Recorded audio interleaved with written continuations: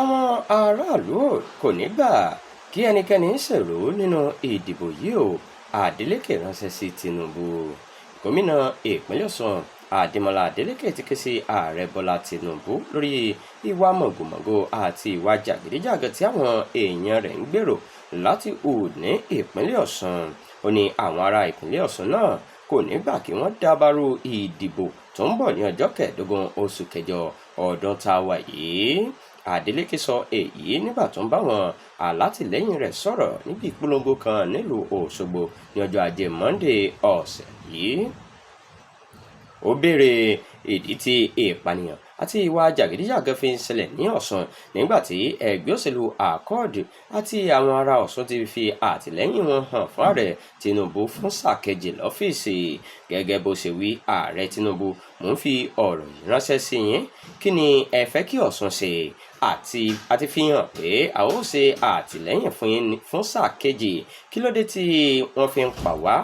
Àwọn ọlọ́pàá tí ń rólé apá kan dápá kan sí Adeleke, ẹni tó sọ pé òun ni olórí ètò ààbò nípínlẹ̀ Ọ̀ṣun, jẹ́ pé wọn kì yóò gba èyíkéyìí ìgbìyànjú láti ṣe màgòmágó ìdìbò gómìnà láàyè. Ó tún rawọ́ ẹ̀bẹ̀ sáàrẹ Tinubu pé kó má jẹ́ kí ohun tó ṣẹlẹ̀ ní Ọ̀ṣun ní ọdún 1983 tún wáyé.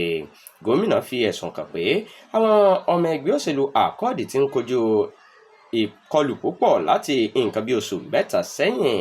Gẹ́gẹ́ bí ọ̀rọ̀ rẹ̀, ènìyàn 7 nínú ẹgbẹ́ náà ni wọ́n ti pa, ènìyàn tó lé ní 20 ló sì ti farapa nípasẹ̀ ìbọn, nígbà tí ènìyàn tó ju 100 ló wà ní àtìmọ́lé ọlọ́pàá láì tẹ̀lé ìlànà òfin. Adeleke sọ síwájú pé mo fẹ́ jẹ́ kí ààrẹ mọ̀ pé wọ́n ń pa àwọn ènìyàn mi lójoojúmọ́. Àwọn kan nínú ọlọ́pàá ń ran àwọn jàǹdùkú APC lọ́wọ́ láti pa àwọn ènìyàn wa. Ààrẹ, ẹ̀jẹ̀ ń sàn nípínlẹ̀ Ọ̀ṣun, a sì nílò kí ẹ tètè dá sí ọ̀rọ̀ náà. Ó rawọ́ ẹ̀bẹ̀ sí Tinubu pé kí ó ṣe ojúṣe rẹ̀ gẹ́gẹ́ bí bàbá gbogbo orílẹ̀-èdè nípa gbígbé ìgbésẹ̀ tó yẹ láti mú àlàáfíà padà sí Ọ̀ṣun.